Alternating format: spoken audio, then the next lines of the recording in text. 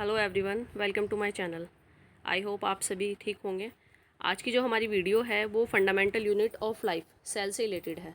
ठीक है, जो कि 9th क्लास का एक चैप्टर है। 5th चैप्टर जो है हमारा सेल, उसी की से रिलेटेड ये वीडियो है। और इस वीडियो में एक एक करके हम सभी टॉपिक्स को जो है वो डिटेल में डिस्कस करेंगे। तो अगर आपको वीडियो अच्छी लगती है तो आप वीडियो को लाइक कर सकते हैं, चैनल को सब्सक्राइब कर सकते हैं और अपने फ्रेंड्स के साथ भी इसको शेयर कर सकते हैं। सो वीडियो जो है वो हम स्टार्ट करते हैं। जैसे कि आपको स्क्रीन पर दिख ही रहा है, जो हमारा टॉपिक है आज का वो सेल से रिलेटेड है। What is cell? सेल होती क्या है, कोशिका होती क्या है, सबसे पहले हमें इसी चीज़ को पता करना है, कहाँ से आई है सेल। ठीक है, और इसमें हम फंडामेंटल्स के बारे में पढ़ेंगे। जो भी हमारी सेल्स के फंडामेंटल्स हैं इस यूनिट में, हमारी लाइफ जिससे बनी हुई है, सेल्स हमारी जो बेसिक नीड है, जो बेसिक स्ट्रक्चर है, ठीक है, वो हम उसके बारे में हम इसमें बात करेंगे। ठीक है, तो वीडियो को स्टार्ट करते हैं। देखिए, सबसे पहले तो अगर मैं बात करूँ सेल की, तो आपके स्क्रीन पर आपको दो सेल्स नज़र आ रहे होंगे। एक तो ये है फर्स्ट वाली और एक है आपकी सेकंड वाली।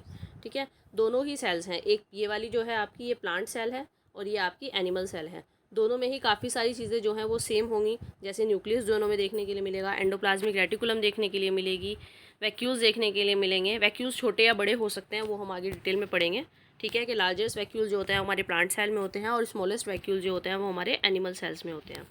और सेल वॉल है, सेल वॉल हमारी प्लांट सेल में देखने के लिए मिलेगी। आउटर लेयर जो होती है उसको हम सेल वॉल कहते हैं। ठीक है, सेल वॉल सेलुलोज की बनी हुई होगी। और जो हमारी एनिमल सेल है, एनिमल सेल में क्या होगी, हमारी सेल मेम्ब्रेन होगी। ठीक है, तो आगे हम इसे डिटेल में डिस्कस करते हैं। देखिए, सबसे पहले अगर हम बात करें कि सेल की जो डिस्कवरी है, जो सेल है वो आई कहाँ से है, सबसे पहले यही हमारा पॉइंट बनता है। क्योंकि ऐसा नहीं है कि सेल कहीं पर रखी हुई थी या कहीं पर हवा में थी और हमने उसको उठाया और सेल को डिस्कवर कर दिया। ठीक है, तो उसके पीछे काफ़ी सारे साइंटिस्ट हैं जिन्होंने अपनी पूरी जीवन दिया है और पूरे जीवन को उन्होंने इसी काम में लगा दिया कि जो सेल है उसकी डिस्कवरी करने में। ठीक है, तो सबसे पहले इसमें जो नाम आता है, ग्रेट साइंटिस्ट रॉबर्ट हुक। सबसे पहले जो सेल को डिस्कवर किया वो किसने किया था, हमारे रॉबर्ट हुक ने। ठीक है, तो ये उनका फ़ोटो है रॉबर्ट हुक का, आप देख सकते हैं साइड में। और यहाँ पर जो पॉइंट्स हैं वो भी मैंने बहुत शॉर्ट्स में लिखे हुए हैं, इनको आप नोट डाउन भी कर सकते हैं या फिर स्क्रीनशॉट भी ले सकते हैं, जैसे भी आप कंफर्टेबल हो। तो फर्स्टली अगर हम बात करें, cell were first discovered by Robert Hooke in 1665। सबसे पहले 1665 में रॉबर्ट हुक ने किसको डिस्कवर किया, सेल को डिस्कवर किया।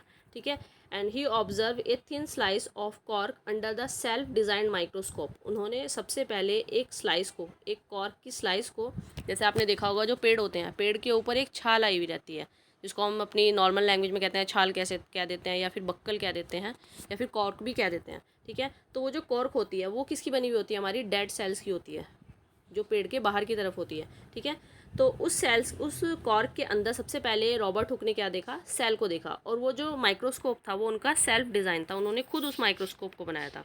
ठीक है, सो नेक्स्ट पॉइंट की अगर हम बात करें, जो हमारा थर्ड पॉइंट है, this slice of cork resemble the structure of the honey com consisting of small compartment. और उन्होंने इसको किससे कंपेयर किया था, हनी कॉम के रूम से। ठीक है, उन्होंने कहा था कि जो सेल की स्ट्रक्चर है वो मधुमक्खी के छत्ते के समान है। जिस तरह आपने मधुमक्खी का छत्ता देखा होगा तो उसमें कुछ रूम्स बने रहते हैं, कुछ पोर्शन होते हैं। ठीक है, इस तरह के बेंजीन लाइक स्ट्रक्चर, केमिस्ट्री में आपने बेंजीन लाइक स्ट्रक्चर पढ़ी होगी, तो इस तरह के रूम्स होते हैं। तो इस स्ट्रक्चर को उन्होंने क्या कहा, सेल। ठीक है, और किससे कंपेयर किया उन्होंने, हनी कॉम के रूम से। ठीक है, उन्होंने कहा Honey com consisting of small compartment. Next point है इसी में ही हमारा थर्ड पॉइंट की अगर हम बात करें, he named these small compartment as a cell. और उन्होंने इसी स्मॉल कंपार्टमेंट्स को क्या नाम दिया, हमारा सेल नाम दिया। ठीक है, तो सबसे पहले तो ये जो डिस्कवरी है सेल की, रॉबर्ट हुक ने की थी। ठीक है, 1665 में। और ये भी क्वेश्चन आ जाता है कि जो ये सेल थी, जो रॉबर्ट हुक ने फर्स्टली जो सेल डिस्कवर की थी, वो डेड सेल थी या फिर लिविंग सेल थी। ठीक है, तो ये हमारी डेड सेल थी। नेक्स्ट इसी में ही हम कंटिन्यू करते हैं। देखिए, ये रॉबर्ट हुक ने जो सबसे पहले जो माइक्रोस्कोप खुद बनाया था, सेल्फ इसको डिज़ाइन किया गया था, ये उसकी फ़ोटो है, आप देख सकते हैं। आज के टाइम में जो माइक्रोस्कोप है वो इस तरह का नज़र नहीं आएगा आपको, वो बहुत छोटा है, एक टेबल पे रखा जाता है साइड में। ठीक है, लेकिन ये बहुत बड़ा माइक्रोस्कोप है। तो जो सबसे पहले रॉबर्ट हुक ने माइक्रोस्कोप को डिस्कवर किया था वो यही है। नेक्स्ट अगर इसी में ही हम बात करें, देखिए फर्स्टली जो हमारा पॉइंट है, सबसे पहले अगर हम बात करें किसकी, रॉबर्ट हुक ने जो ऑब्जर्व किया था कॉर्क कैम्बियम। ठीक है, ये हमारा बार्क है जो कैम्बियम है, ये वाली जो स्ट्रक्चर है। और इस तरह की स्ट्रक्चर उन्होंने देखने के लिए मिली थी, कैसी, हनी कॉम जैसी। अगर आप देखिए तो ये छोटी छोटी सी बेंजीन लाइक स्ट्रक्चर है। ये बेंजीन नहीं है, लेकिन इसको हम स्ट्रक्चर को कंपेयर कर सकते हैं किससे, बेंजीन से। ठीक है, तो आई होप यहाँ तक आपको क्लियर हो गया होगा। इसके बाद नेक्स्ट अगर हम बात करें ऑर्गेनिजम्स की, देखिए सबसे पहले जो सेल है उसको डिस्कवर कर दिया रॉबर्ट हुक ने। इसकी थोड़ी सी हिस्ट्री और भी है, अगर आप पढ़ना चाहें मेरे इसी ही चैनल पे एक वीडियो है एक और, उसमें बहुत डिटेल्स में बताया गया है कि सबसे पहले रॉबर्ट हुक ने डिस्कवर किया, फिर एबी ल्यूवेनहॉक ने इसको क्या किया, जो हमारी जो लिविंग सेल थी पॉन्ड में जो सबसे पहले मिली थी उस सेल को डिस्कवर किया। फिर उसके बाद रॉबर्ट ब्राउन आए 1831 में। रॉबर्ट ब्राउन ने क्या किया, उसके अंदर एक केंद्रक देखा, जिन्होंने केंद्रक की खोज की, न्यूक्लियस की खोज की। उसके बाद फिर एक और साइंटिस्ट आए, उन्होंने क्या किया, श्लीडन एंड श्वान ने इसका सिद्धांत दिया। विर्चो जो साइंटिस्ट आए थे उन्होंने इसमें थोड़ी सी डिफ्रेंशिएट किया, थोड़ा इसमें कहा कि जो सेल होती है वो अपनी पूर्वोत्तर कोशिकाओं से मिलकर के बनी हुई होती है, यानी कि जो अपनी बिफोर जो सेल्स होती हैं उनकी। ठीक है, तो इस तरह की डिटेल्स है, वो भी मैं इसमें लिंक ऐड कर दूँगी, अगर आप देखना चाहें तो उस वीडियो को भी देख सकते हैं, वो हिंदी में है।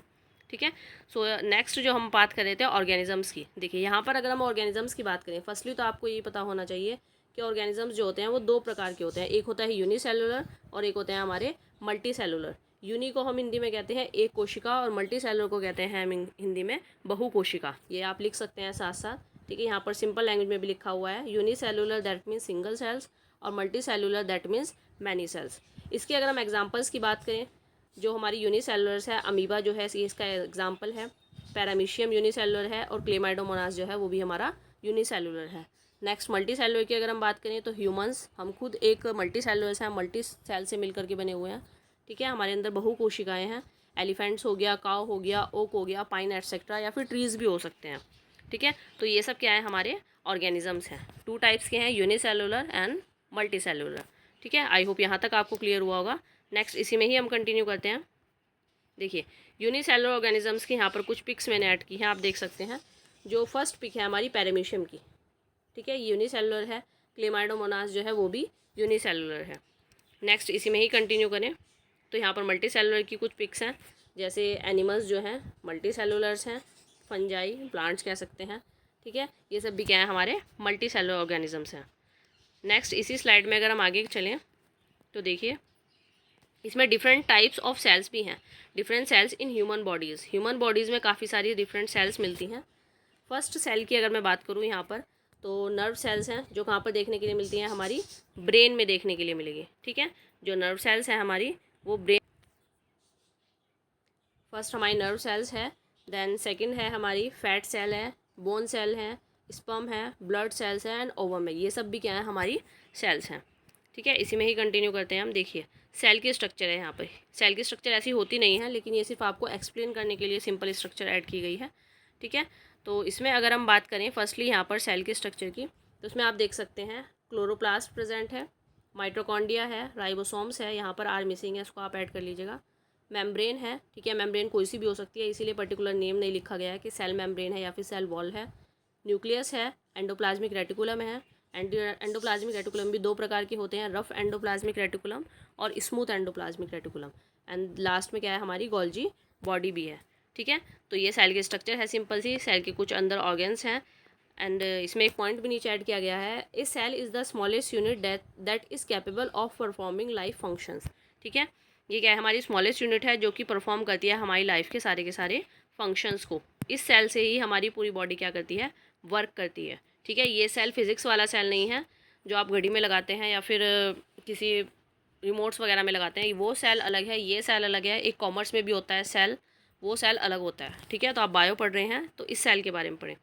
देखिए यहाँ पर जो पॉइंट्स हैं, नेक्स्ट पॉइंट जो है हमारा सेल का, the shape and size of cell are related to the specific function they perform.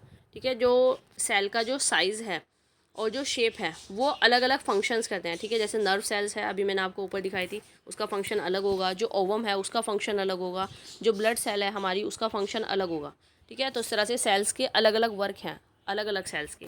ठीक है, नेक्स्ट पॉइंट है हमारा, each living cells has the capacity to perform certain basics function. ठीक है, जो हमारी सेल्स है वो कैपेसिटी होती है अलग अलग फंक्शंस के अकॉर्डिंगली, जो भी सेल्स है उसकी कैपेसिटी अलग होगी।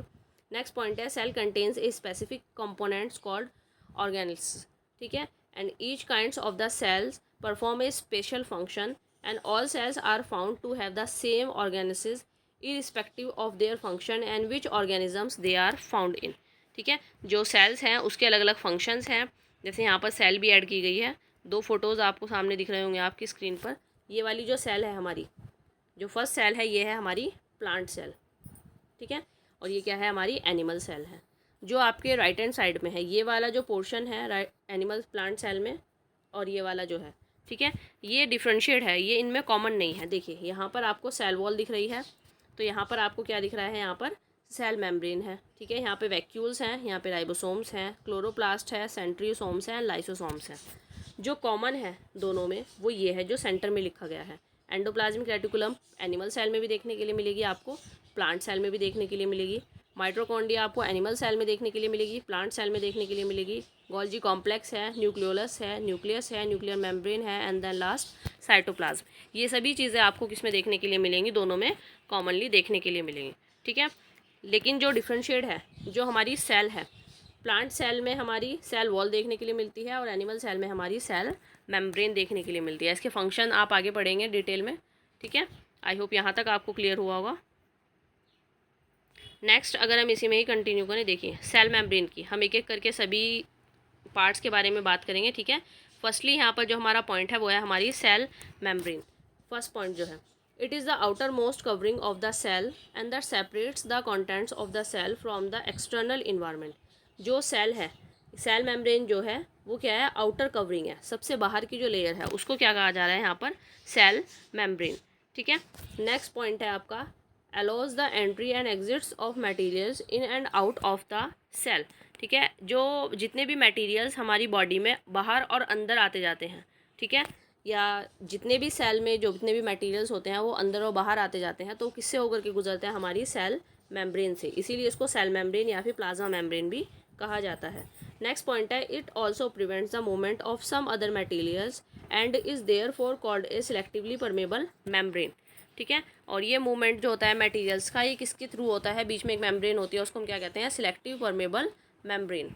लास्ट पॉइंट है, फोर्थ पॉइंट की अगर हम बात करें, the plasma membrane is flexible and is made up of organic molecules like protein and lipids, ठीक है। ये जो प्लाज्मा मेम्ब्रेन होती है ये फ्लेक्सिबल होती है किसके लिए, जो ऑर्गेनिक मॉलिक्यूल्स होते हैं हमारे, जैसे प्रोटीन और लिपिड्स के लिए।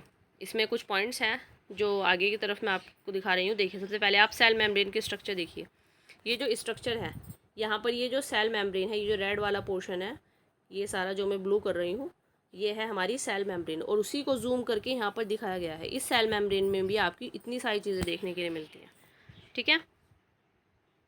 आई होप यहाँ तक आपको क्लियर हो गया होगा। नेक्स्ट देखिए, इसमें नेक्स्ट जो हमारा पॉइंट है, सेल मेम्ब्रेन के बाद है हमारा movement of materials through cell membrane. अब देखिए आपने एक चीज़ देखी होगी कि जो मूवमेंट हो रहा है हमारा किसका, सेल मेम्ब्रेन का, वो किसके थ्रू हो रहा है, ठीक है। तो इसको भी फर्दर 2 पार्ट्स में डिवाइड किया गया है। फर्स्ट अगर हम बात करें, जो हमारा फर्स्ट है, movement through cell membrane by 2 types, ठीक है। 2 टाइप्स होता है, एक होता है हमारा डिफ्यूज़न और एक होता है हमारा ऑस्मोसिस। जो डिफ्यूज़न होता है वो गैसेस एक्सचेंज में होता है, और जो ऑस्मोसिस होता है वो हमारा लिक्विड एक्सचेंज में होता है, ठीक है। जैसे यहाँ पर अगर मैं पॉइंट्स की बात करूँ, जो डिफ्यूज़न है एक डायग्राम से भी आपको समझाया गया है, इसमें आपको काफ़ी अच्छे से समझ आएगा। देखिए सबसे पहले हम बात करते हैं डिफ्यूज़न की। जो गैसेस एक्सचेंज होती हैं take place from a region of higher concentration to a region of lower concentration. जब हायर कंसनट्रेशन से किधर जाएगा मॉलिक्यूल्स या कोई भी मूवमेंट हो रहा है किधर की तरफ, लोअर कंसनट्रेशन की तरफ, तो उसको हम क्या कहते हैं, डिफ्यूज़न। ऑस्मोसिस में क्या होता है, ठीक है, the movement of water from a region of higher water concentration through a semi permeable membrane to a region of lower water concentration, ठीक है। या दैट मीन्स कि जब हमारा वाटर में मूवमेंट होगा higher concentration to lower concentration तो हम उसको ऑस्मोसिस कहेंगे, और जब हमारा एनी मीडियम में, उससे अलग किसी भी मीडियम में होगा higher concentration to lower concentration movement, तो उसको हम क्या कहेंगे, डिफ्यूज़न कहेंगे, ठीक है। तो ये 2 टर्म्स हैं जो आपको याद होनी चाहिए। आपने एक प्रैक्टिकल भी किया होगा 9th क्लास में, जब आप होंगे आपके स्कूल में आपको एक प्रैक्टिकल कराया गया होगा कि 2-4 किशमिश लेते थे और उसको एक पेट्री डिश में रख देते थे और उसके अंदर पानी डाल देते थे। तो जब हम नेक्स्ट डे आकर के देखते थे तो वो जो किशमिश होती थी वो क्या होती थी, वो फूल जाती थी। तो वहाँ पर क्या हो रहा है, वो किशमिश फूली कैसे, ऐसे नहीं कि उसके अंदर हमने कुछ होल किया या उसके अंदर हमने पाइप लगा करके पानी फिल कर दिया, ऐसा नहीं हुआ। जो बाहर का पानी था वो कहाँ चला गया, किशमिश के अंदर चला गया। तो दैट मीन्स ये क्या हो रहा है, high concentration to lower concentration. जो बाहर का पानी है वहाँ पर कंसनट्रेशन हाई थी वाटर की, तो इसीलिए वो कहाँ चली गई, किशमिश के अंदर, क्योंकि किशमिश के अंदर पानी की जो कंसनट्रेटी थी वो क्या थी, हमारी कम थी, ठीक है। That means higher concentration to lower concentration. इसी की वजह से जो किशमिश थी वो क्या हो गई, वो फूल गई, लेकिन वो भी एक लिमिट तक फूलेगी। ऐसा नहीं है कि वो फूल के बहुत बड़ी किशमिश बन जाएगी, पूरे रूम में आ जाएगी, ऐसा नहीं है, ठीक है। उसकी जहाँ तक कैपेसिटी है वो उसके बाद ही, जैसे ही दोनों में बैलेंसिंग होगी तो जो हमारा डिफ्यूज़न है वो वहीं पर ही स्टॉप हो जाएगा, ठीक है। सेम ऐसे ही अंगूर लेते थे, अंगूर को हम उसमें डाल देते, चीनी के घोल में डाल देते थे, C12H22O11 का सॉल्यूशन बनाते थे हमें, ठीक है। और जब हम नेक्स्ट डे आकर के देखते थे आफ्टर 24 आवर्स, तो जो अंगूर होता था वो क्या होता था, वो बुझ जाता था, ठीक है। जो शुगर का जो पानी होता था, जो चीनी का जो पानी होता था, वो उसके अंदर ना जा करके और अंगूर में से ही जो पानी होता था, जो ग्रेप्स होता था, उसमें से ही पानी बाहर आ जाता था। तो उसमें क्या है, उसमें भी हमारा डिफ्यूज़न ही हुआ है। वो कैसे हुआ कि अंदर से बाहर की तरफ, यहाँ पर बाहर से अंदर होता है और वहाँ पर अंदर से बाहर हुआ है, ठीक है दोनों डिफ्यूज़न ही, लेकिन जो कंसनट्रेशन है वो अपोजिट साइड हो रही है, ठीक है। आई होप ये आपको क्लियर हुआ होगा। देखिए यहाँ पर एक छोटे से पॉइंट्स हैं, जो 2-3 पॉइंट्स मैंने ऐड किए हैं। ये पॉइंट्स हैं difference between osmosis and diffusion. Osmosis and diffusion से रिलेटेड पॉइंट है। तो फर्स्टली अगर हम बात करें ऑस्मोसिस की, ये आपको अगर 2 पॉइंट्स हैं ये आपको याद रहे तो आप इसमें कभी कंफ्यूज नहीं होंगे। फर्स्ट पॉइंट है it occurs only in a liquid medium. Osmosis जो होगा वो हमेशा लिक्विड मीडियम में होगा। And diffusion it's can occur in any medium. Diffusion किसी भी मीडियम में हो सकता है, ठीक है। Osmosis it requires a semi permeable membrane. Osmosis के लिए हमें क्या चाहिए, सेमी परमेबल मेम्ब्रेन का होना ज़रूरी है, बट डिफ्यूज़न के लिए ऐसा नहीं है, it does not require a semi permeable membrane, ठीक है। तो यहाँ तक आपको क्लियर हुआ होगा। अगर आपको वीडियो अच्छी लगी है तो आप वीडियो को लाइक कर सकते हैं, चैनल को सब्सक्राइब कर सकते हैं, ठीक है, और अपने फ्रेंड्स के साथ भी इसको शेयर कर सकते हैं। बहुत ही simple, short and pointed notes हैं ये। नेक्स्ट पॉइंट की अगर हम बात करें, देखिए अभी हमने आपको कंसंट्रेशन के बारे में बताया, डिफ्यूज़न और ऑस्मोसिस के बारे में, ठीक है। उसी से अलग यहाँ पर एक पॉइंट ऐड किया गया है, जैसे 3 सॉल्यूशन है, then that means के 3 solution that can come across while exchanging of material. First one is hypertonic, second one is isotonic and third one is hypotonic, ठीक है। हाइपरटोनिक सॉल्यूशन, आइसोटोनिक सॉल्यूशन और hypotonic solution, इन तीनों जो हमारे solutions हैं इनके बारे में हम इसमें बात करेंगे। देखिए जो अभी मैं आपको समझा रही थी किशमिश और अंगूर वाला जो खेल था वो एक, ठीक है, जो एक प्रैक्टिकल्स था, खेल नहीं था वो, ठीक है। तो उस जो प्रैक्टिकल है हमारा वो यहाँ पर आपको बहुत अच्छे से क्लियरली समझ आएगा। देखिए फर्स्ट पॉइंट की अगर हम बात करें किसकी, हाइपरटोनिक सॉल्यूशन, इसमें पानी कहाँ से आ रहा है, अंदर से बाहर की तरफ आ रहा है, तो सेल क्या हो गई हमारी, श्रिंक हो गई, दैट मीन्स प्लाज्मोलाइसिस, ठीक है। इसको हम क्या कहते हैं, ये हाइपरटोनिक सॉल्यूशन है, ठीक है, और इस कंडीशन को हम क्या कहते हैं, प्लाज्मोलाइज्ड। नेक्स्ट में क्या हो रहा है, पानी बाहर से अंदर जा रहा है और अंदर से बाहर भी आ रहा है, दैट मीन्स दोनों तरफ कंसनट्रेशन क्या हो रही है, बराबर हो रही है, तो इसको हम क्या कहते हैं, आइसोटोनिक सॉल्यूशन। और इस टर्म्स को, इस कंडीशन को हम क्या कहते हैं, फ्लैसिड, ठीक है। थर्ड है हमारा हाइपोटोनिक सॉल्यूशन, इसमें पानी कहाँ से जा रहा है, बाहर से अंदर की तरफ जा रहा है, तो सेल क्या हो रही है, वो फूल रही है, ठीक है, इसको हम क्या कहते हैं, टर्जिट। तो ये तीनों जो पॉइंट्स हैं ये आपको इस डायग्राम के थ्रू बहुत अच्छे से समझ आ रहे होंगे। Hypertonic solution, isotonic solution and hypotonic solution. Hyper का मतलब होता है ज़्यादा, हाइपो का मतलब होता है कम, और आइसोटोनिक सॉल्यूशन का मतलब होता है जो बैलेंसिंग फॉर्म में होता है, ठीक है। यहाँ पर देखिए आइसोटोनिक सॉल्यूशन है when the medium surrounding cell that the same concentration of water as that in the cell, it is said to be isotonic.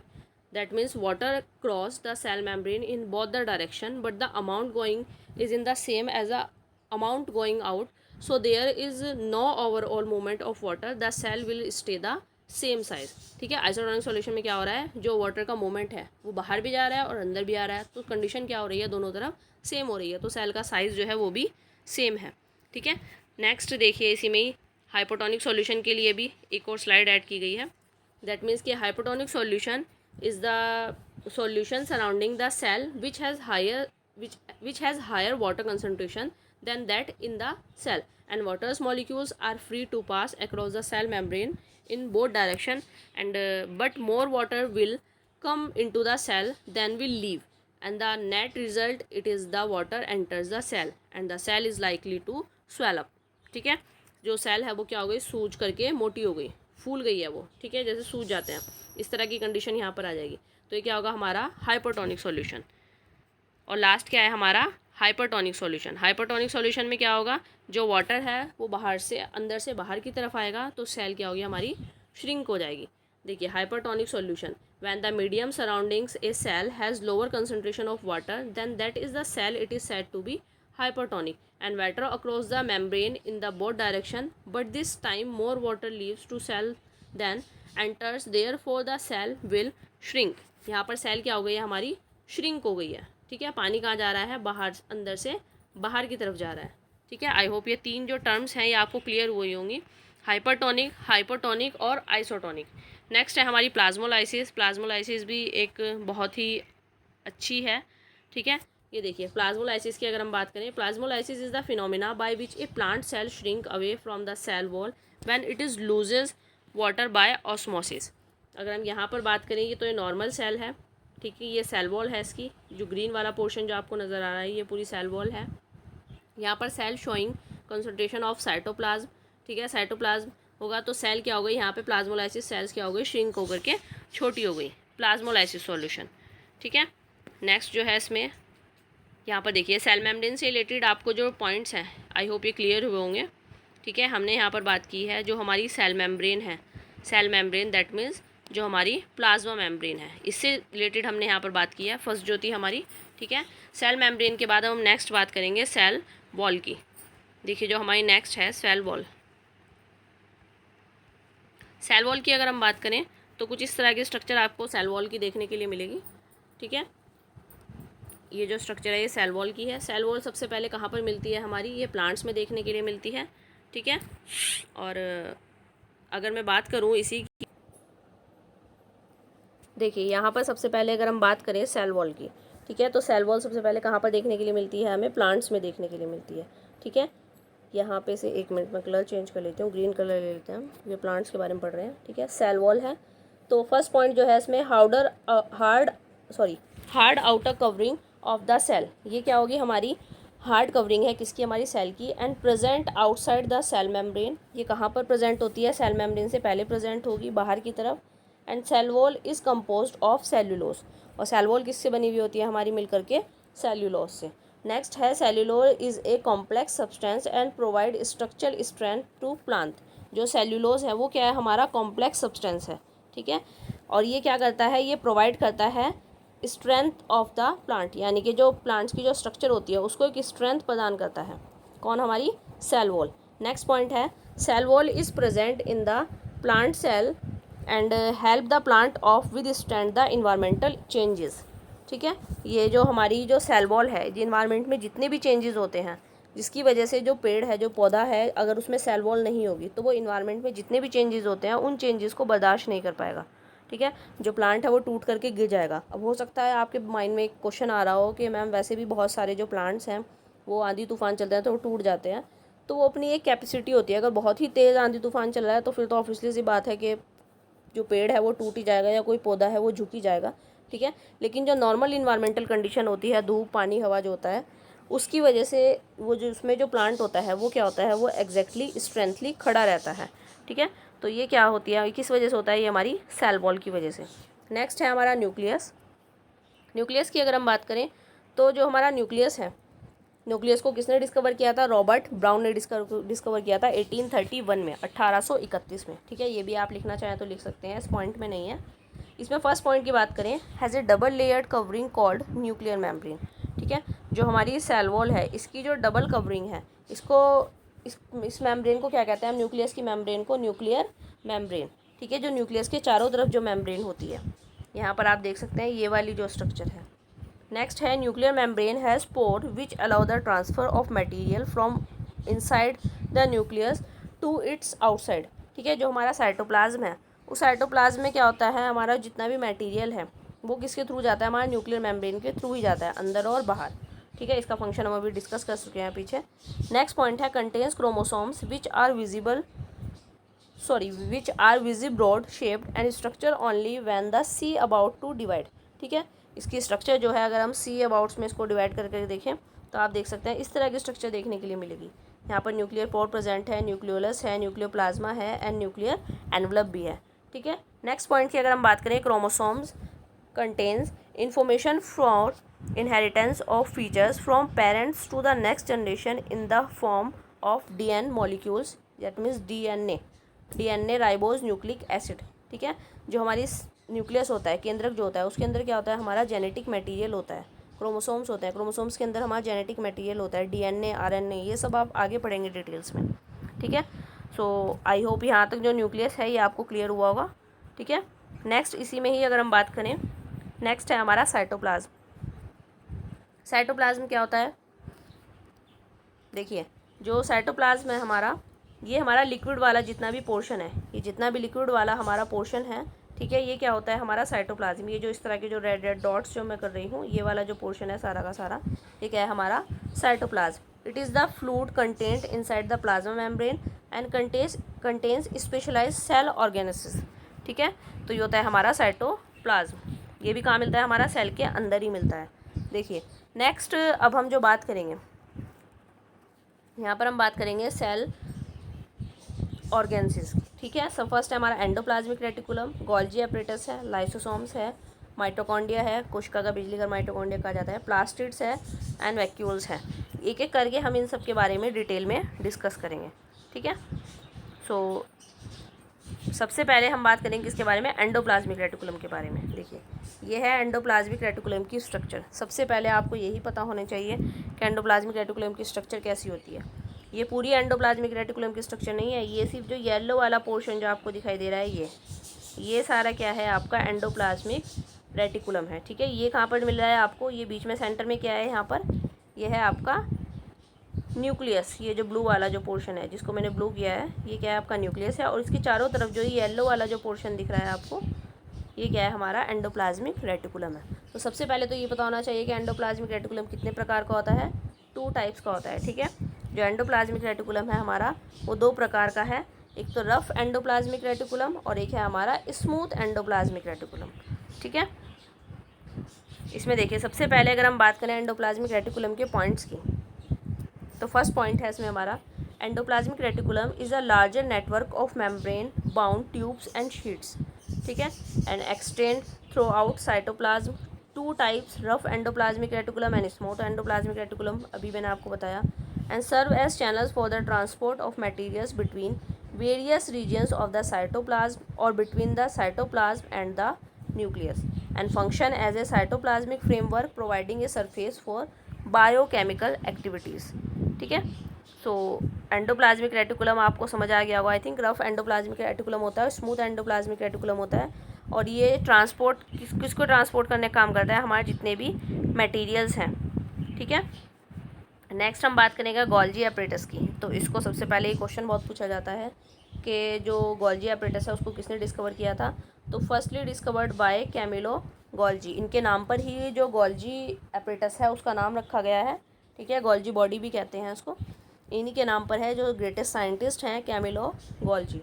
Next point है हमारा, it consist of a system of membrane bound vesicles arrange parallel to each other in stacks called cisterns. ठीक है ना, and the material synthesized near the endoplasmic reticulum is packaged and dispatched to various target inside and outside the cell through the Golgi apparatus, and its function include storage, modification and packaging of product in vesicles and involves in the formation of the lysosomes. That means कि जो हमारी Golgi body है, ठीक है, ये Golgi body को सबसे पहले डिस्कवर किसने किया था? कैमिलो गोल्जी ने किया था। और ये इसका जो सिस्टम है, जो मेम्ब्रेन बाउंडिंग का जो सिस्टम है, ठीक है, ये पैरेलल होता है, वेसिकल्स पैरेलल में अरेंज होता है। इस तरह की होती है इसकी स्ट्रक्चर। देखिए, इस तरह की स्ट्रक्चर जो होती है वो इसकी इस तरह की कुछ स्ट्रक्चर होती है पैरेलल बैल्जी में। ठीक है, ये जो स्ट्रक्चर है मैं आपको जूम करके दिखा देती हूँ थोड़ी सी, और इस तरह की स्ट्रक्चर है ये वाली। ठीक है, यहाँ पर आप देख सकते हैं सिस फेस है, सिस्टेंस है और ट्रांस फेस वगैरह भी है, ल्यूमेन है। ठीक है, तो ये स्ट्रक्चर है इसकी गोल्जी एपरेटस की। नेक्स्ट अगर हम बात करें लाइसोसोम्स की, लाइसोसोम्स को क्या कहा जाता है? कोशिका की सुसाइड बैंक भी कहा जाता है, या फिर आत्मघाती थैली भी कहा जाता है। ठीक है, ये भी क्वेश्चन आता है काफ़ी। देखिए, इसमें जो हमारा फर्स्ट पॉइंट है, waste disposal system of the cells. जितना भी सेल के अंदर वेस्ट डिस्पोजल होता है उसको क्या करता है? उसको साफ़ करने का काम आप ये समझ लीजिए कौन करता है? हमारा लाइसोसोम्स करता है। नेक्स्ट पॉइंट है हमारा, keep the cell clean by digesting any foreign materials as well as worn out cell organs. ठीक है, and contains powerful digestive enzymes capable of breaking down all organic material. जितनी भी हमारी कोशिका में टूट फूट होती है, जितने भी सेल्स टूटते हैं या उनके अंदर कोई भी सेल जो होती है वो ख़राब हो जाती है, ठीक है। तो लाइसोसोम्स क्या होते हैं, ये फट जाते हैं, ठीक है, ये फट जाते हैं और जैसे ये फटते हैं तो ये अपनी ही कोशिका को क्या कर देते हैं, कोशिका को मार देते हैं और पूरी पूरी कोशिका क्या होती जाती है, वो साफ़ हो जाती है। And when the cell gets damage, lysosomes may breaks open and the enzyme digest the oven cells and throw known as the suicide bags of the cells। इसीलिए इसको क्या कहा जाता है, सुसाइड बैग भी कहा जाता है, कोशिका की आत्मघाती थैली। नेक्स्ट है माइटोकॉन्ड्रिया। माइटोकॉन्ड्रिया आपको पता ही है, कोशिका का पावर हाउस भी कहा जाता है। सबसे फर्स्ट पॉइंट ये है, known as the power house of the cell and the energy required for various chemicals activities in released by the mitochondria in the form of ATP molecules, that means adenosine triphosphate, and ATP is known as the energy currency of the cell। and mitochondria have two membrane covering, outer membrane is very porous and inner membrane is deeply folded। ठीक है, जो outer membrane है हमारी mitochondria की वो बहुत ही ज़्यादा simple है और जो अंदर की जो स्पेस है वो इस तरह का स्ट्रक्चर है माइटोकॉन्ड्रिया का, वो क्या है, डीपली फोल्डेड है, ठीक है, आउटर मेम्ब्रेन और इनर मेम्ब्रेन, इसके बारे में भी क्वेश्चन आ जाता है। And mitochondria are able to make their own proteins and they have their own DNA and ribosomes. ये क्वेश्चन भी पूछा जाता है कि ऐसे कौन से दो ऑर्गेनेसिस हैं जिनके पास अपना खुद का डीएनए और खुद की क्या होती है, अपने राइबोसोम्स होते हैं, ठीक है। तो ये कौन है, हमारा माइटोकॉन्ड्रिया। माइटोकॉन्ड्रिया के पास अपना स्वयं खुद का डीएनए होता है, ठीक है। ये पॉइंट जो है वो इसीलिए है, mitochondria are able to make their own proteins and they have their own DNA and ribosomes, ठीक है। आई होप यहाँ तक आपको क्लियर हुआ होगा, ठीक है। अगर आपको वीडियो लंबी लग रही है तो आप इसको 2 पार्ट्स में डिवाइड करके देख सकते हैं। आप हाफ देख लीजिए, थोड़ा ब्रेक ले लीजिए और उसके बाद आप हाफ देख सकते हैं, ठीक है। लेकिन जो वीडियो है वो कम्प्लीटली एक ही बनाई गई है पूरे चैप्टर की, ठीक है। यहाँ पर देखिए स्ट्रक्चर दिखाई गई है माइटोकॉन्ड्रिया की, आप देख सकते हैं। जो आउटर मेम्ब्रेन है वो सिंपल है और जो इनर मेम्ब्रेन है वो क्या है, हमारी काफ़ी फोल्डेड है, ठीक है। ये वाली जो है हमारी, ये आउटर मेम्ब्रेन है, ये जो पोर्शन है हमारा, और इनर मेम्ब्रेन जो है हमारा, ये वाला जो जिगजैग मोशन वाला जो पोर्शन है, ये क्या है, हमारा इनर मेम्ब्रेन है, ठीक है। आप इसका स्क्रीनशॉट ले सकते हैं, इसको अपनी नोटबुक में बना सकते हैं। नेक्स्ट अगर हम बात करें प्लास्टिड्स की, देखिए प्लास्टिड्स की अगर हम बात करें तो यहाँ पर जो प्लास्टिड्स हैं हमारे, प्लास्टिड्स की अगर हम बात करें, फर्स्ट पॉइंट है हमारा, plastid is a membrane bound organelles found in the cell of plant, algae and some other eukaryotic organisms, ठीक है, and present in the plant cell. Plant cell में देखने के लिए मिलेंगे। 2 टाइप्स के होंगे, क्रोमोप्लास्ट एंड ल्यूकोप्लास्ट। जो क्रोमोप्लास्ट होगा वो हमारा कलर्ड होगा और जो ल्यूकोप्लास्ट है वो कैसा होगा, हमारा कलर लेस होगा। And plastids contains green pigments, chlorophyll are called chloroplast and leucoplast store materials as a starch, oils and protein granules, ठीक है। जो हमारा क्रोमोप्लास्ट है ये क्या होगा, सबसे पहले तो कलर्ड होगा और ये कंटेन्स करेगा किसको, ग्रीन पिगमेंट्स को, ग्रीन पिगमेंट्स क्लोरोफाइल को, ठीक है। और ये इसके लिए हम इसको क्या कहते हैं, क्लोरोप्लास्ट। और जो ल्यूकोप्लास्ट होगा ये किस चीज़ को स्टोर करके रखता है, हमारा स्टार्च को, ऑयल को एंड प्रोटीन्स ग्रेन्यूल्स को। नेक्स्ट पॉइंट है, plastids contains membrane layers embedded in a material called stoma and has a similar structure like the mitochondria, ठीक है। इसकी जो स्ट्रक्चर है वो कुछ सिमिलर है किससे, हमारी माइटोकॉन्ड्रिया से। आप देख सकते हैं यहाँ पर आउटर मेम्ब्रेन है और फिर इनर मेम्ब्रेन में इस तरह के फंक्शंस हैं, ठीक है। And have their own DNA and ribosomes, और इसके पास भी क्या होता है, खुद का डीएनए और राइबोसोम्स देखने के लिए मिलते हैं। तो किस में डीएनए और राइबोसोम्स मिलते हैं ये आप मुझे कमेंट सेक्शन में कमेंट करके बताएंगे, ठीक है। किसके पास अपना खुद का DNA, self DNA and ribosomes होते हैं। 2 अभी मैंने आपको बताया है। इससे पता चलेगा कि आप वीडियो को जो है वो कितना ध्यान से देख रहे हैं। अपनी नोटबुक और अपना पेन या पेंसिल जिसमें भी जिससे भी आप लिखते हैं उसको अपने साथ लेके बैठिए और उसमें पढ़िए, ठीक है। नोट्स बनाएंगे तभी आप पे पढ़ा जाएगा, स्क्रीनशॉट आप ले लेंगे वो मोबाइल में एक साइड पड़े रहेंगे और आप कभी नहीं उठा के उनको देखेंगे, ठीक है। सो नेक्स्ट इसी में ही कंटिन्यू करते हैं। देखिए यहाँ पर जो हमारा क्या था, ये था हमारा यहाँ पर प्लास्टिड्स के बारे में हम पढ़े, ठीक है। ये प्लास्टिड की स्ट्रक्चर है, आप यहाँ पे देख सकते हैं। प्लांट सेल क्लोरोप्लास्ट, इसमें आउटर मेम्ब्रेन है, इनर मेम्ब्रेन है, stroma, outer membrane, inner membrane, stroma, ठीक है, थाइलेकॉइड्स है, इंटर मेम्ब्रेन स्पेस है एंड ग्रेन्यूल्स हैं, ठीक है। ये सब जो है ये ग्रेन्यूम है हमारा, ठीक है। यहाँ तक आपको क्लियर हुआ होगा। इसी में ही हम कंटिन्यू करते हैं। देखिए वैक्यूल्स की अगर हम बात करें तो वैक्यूल्स के जो पॉइंट्स हैं, फर्स्ट पॉइंट है हमारे यहाँ पे, storage sac for the solid and liquid content, ठीक है। ये स्टोर किसके करके रखता है, किसको, सॉलिड और लिक्विड कंटेंट को। और small size vacuoles are present in animals, ये क्वेश्चन काफ़ी बार पूछा जाता है कि स्मॉल साइज़ के वैक्यूल्स जो हैं वो किस में देखने के लिए मिलते हैं, एनिमल सेल में या फिर प्लांट सेल में।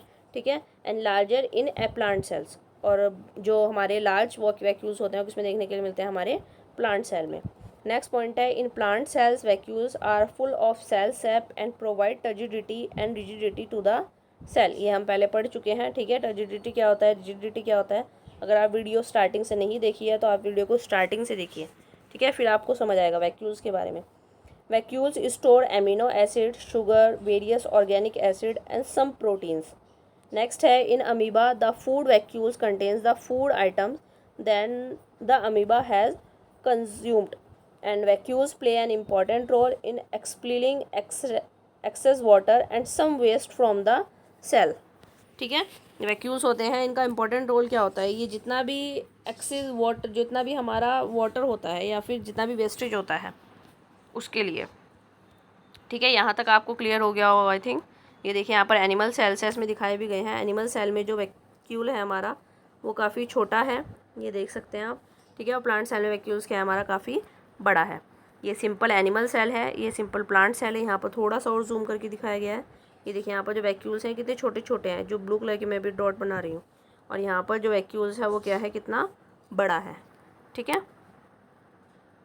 इस वीडियो को अगर आप बहुत ध्यान से देखेंगे, शुरू से देखेंगे, अगर आप हिंदी मीडियम के स्टूडेंट हैं और इस वीडियो को देख रहे हैं, आपको समझ नहीं आ रहे हैं पॉइंट्स, तो आप पहले जो हिंदी में वीडियो है 5th चैप्टर की वो जा करके देखिए। ठीक है। उसके बाद आप ये देखिए तो फिर आपको बहुत अच्छे सब कुछ समझ आएगा। ठीक है। नेक्स्ट अगर हम डिफरेंशिएट की बात करें, देखिए इसमें यहाँ पर जो डिफरेंशिएट है किसमें, हमारा एनिमल सेल में और प्लांट सेल में। देखिए एनिमल सेल की अगर हम बात करें तो animal cells are generally small in size and plant cells are usually larger than animal cells. जो एनिमल सेल है वो छोटी होगी और जो प्लांट सेल है वो हमारी बड़ी होगी। किसके कंपेयर में, एनिमल सेल के कंपेयर में। इसमें सेल वॉल इज एब्सेंट होगी एनिमल सेल में, और इसमें क्या होगी, हमारी सेल वॉल प्रेजेंट होगी। ठीक है। यहाँ पर except the protozoas euglena no animal cell possess plastids. ठीक है। And plastid, chromoplast and leucoplast, जो भी मैंने आपको बताया। क्रोमोप्लास्ट कैसे होते हैं हमारे, कलरफुल होते हैं, कलरलेस होते हैं, और ल्यूकोप्लास्ट क्या होते हैं, ये आप मुझे कमेंट सेक्शन में बताएंगे। ठीक है। इसमें प्रेजेंट होंगे प्लांट सेल में हमारे में। Vacuoles are small in size, और इसमें क्या होगा, vacuoles are larger in size. ये जस्ट मैंने अभी आपको बताया है। ठीक है। देखिए यहाँ पर यूग्लिना का स्ट्रक्चर जो है वो भी ऐड किया गया है, जो स्ट्रक्चर है। ठीक है, वो आप देख सकते हैं। ये जो इधर वाला जो स्ट्रक्चर है ये थोड़ा सा स्लाइड के ऊपर है। ठीक है। और ये जो स्ट्रक्चर है ये इसको जूम आउट करके बनाया गया है। ठीक है। तो आप यहाँ पे देख सकते हैं, यहाँ पे न्यूक्लियस है यूग्लिना में, क्लोरोप्लास्ट है, स्टिग्मा है, या फिर इसको आइसपोड भी कहा जाता है इसका। ठीक है। साइटोप्लाज्म है, मेम्ब्रेन है, न्यूक्लियोलस है, फ्लैजिलम है, और प्रोटोरिसेप्टर भी है। ठीक है। जो फ्लैजिला होता है यूग्लिना में, किस काम आता है, उसके मूवमेंट में हेल्प करता है। ठीक है। सो आई होप जो वीडियो है वो आपको अच्छी लगी होगी, वीडियो पसंद आई होगी। ठीक है। बहुत ही शॉर्ट में वीडियो बनाई गई है। एक बार दोबारा से मैं इसको रिमाइंड करा देती हूँ आपको। देखिए यहाँ से हमने वीडियो स्टार्ट की थी। ठीक है। एक बार दोबारा से थोड़ा आपका रिवीजन हो जाएगा। Fundamental unit of life cell है, सेल के बारे में हमने पढ़ा। ठीक है। उसके बाद डिस्कवरी पढ़ी हमने सेल की, रॉबर्ट हुक ने इसको डिस्कवर किया था 1665 में। जो मेन पॉइंट्स हैं वो मैं आपके साथ डिस्कस कर रही हूँ। रॉबर्ट हुक ने सबसे पहले जो माइक्रोस्कोप बनाया था वो कुछ इस तरह का माइक्रोस्कोप था। ठीक है, जैसे आप देख रहे हैं। नेक्स्ट हमने डिस्कस किया रॉबर्ट हुक ने जो ऑब्जर्व किया था किसमें, कॉर कैम्बियम में, जो हमारा बार्क है। ठीक है। उसके ट्री में जो किया था उन्होंने, कि उसकी जो स्ट्रक्चर बताई थी वो कैसी बताई थी, हमारी हनी कॉम्ब की तरह, हनी कॉम्ब के स्ट्रक्चर की तरह। अगर आप स्क्रीनशॉट लेना चाहें तो वो आप ले सकते हैं आराम से, क्योंकि इसको मैं रोक के चल रही हूँ। ठीक है। लेकिन कोशिश करें कि आप इन स्क्रीनशॉट्स को अगर ले रहे हैं तो इनको अपनी नोटबुक में हैंड रिटन नोट्स जो हैं वो बनाएं। ठीक है। या फिर आप इसका प्रिंट आउट निकाल करके रखें, क्योंकि फ़ोन से नहीं पढ़ा जाता है। ठीक है ना। नेक्स्ट देखिए ऑर्गेनिजम्स के बारे में हमने बात की। यूनिसेलुलर है, मल्टी सेलुलर है, सिंगल सेल था, मैनी सेल था, इनके एग्जांपल्स थे। यूनिसेलुलर ऑर्गेनिजम्स मैंने आपको बताया paramecium, Chlamydomonas. Multi cellular organisms बताए हैं animal, fungi and plants. Different cells in human bodies, ये आपको बताया। नर्व सेल्स होती हैं, फैट सेल्स हैं, बोन सेल्स है, स्पर्म है, ब्लड सेल्स, ओवम है। ठीक है। सेल की स्ट्रक्चर जो है वो हमने डिस्कस करी, सेल की स्ट्रक्चर कैसी होती है। यहाँ पर सेल के बारे में डिस्कस किया कि सेल जो है वो दो प्रकार की होती हैं, टिपिकल सेल्स होगी, टिपिकल प्लांट सेल थी और टिपिकल एनिमल सेल थी। ठीक है, सेल मेम्ब्रेन के बारे में हमने डिस्कस किया। सेल मेम्ब्रेन या फिर कह सकते हैं हम इसको प्लाज्मा मेम्ब्रेन। सेल मेम्ब्रेन के अकॉर्डिंग ही हमने मूवमेंट ऑफ मटेरियल्स के बारे में बात की, डिफ्यूज़न और ऑस्मोसिस के बारे में, और डिफरेंस बिटवीन किया हमने ऑस्मोसिस एंड डिफ्यूज़न में। ठीक है, यहाँ पर हमने 3 सॉल्यूशंस के बारे में बात की, hypotonic solution, isotonic solution, hypotonic solution and isotonic solution के बारे में बात की। ठीक है, डिटेल्स में है, अगर आप लेना चाहें इनका स्क्रीनशॉट ले सकते हैं।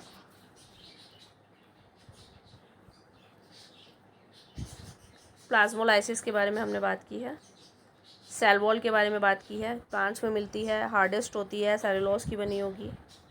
न्यूक्लियस के बारे में हमने बात की है, न्यूक्लियस के अंदर क्या होता है, हमारा जेनेटिक मटेरियल होता है। ठीक है, और क्रोमोसोम्स होते हैं, क्रोमोसोम्स के अंदर क्या होता है, हमारा डीएनए होता है।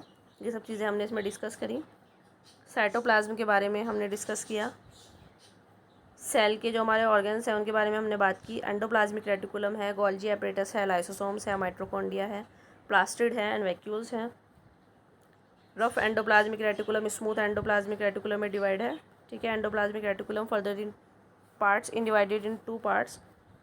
एंड गोल्जी एपरेटस के बारे में बात की। किसने गोल्जी जो गोल्जी एपरेटस है, जो हमारी गोल्जी बॉडी है, किसने बनाई थी, कैमिलो गोल्जी ने बनाई थी।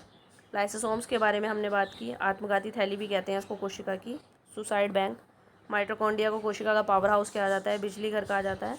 ठीक है, और इसके अंदर ही क्या होता है, अपना सेल्फ, इसका खुद का डीएनए और राइबोसोम्स होते हैं इसके पास अपना। ये स्ट्रक्चर थी हमारी माइटोकॉन्ड्रिया की।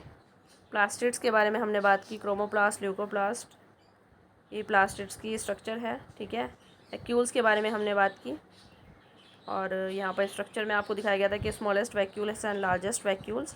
स्मॉलेस्ट किस में देखने के लिए मिलता है, एनिमल्स में, और लार्जेस्ट किस में देखने के लिए मिलता है हमें, प्लांट्स में। यहाँ पर एनिमल सेल है, प्लांट सेल है। डिफ्रेंशिएट किया हमने एनिमल और प्लांट सेल को सबसे लास्ट में यहाँ पर आकर के। ठीक है, एंड ये यूग्लिना का जो एग्जाम्पल है वो आपको दिखाया गया।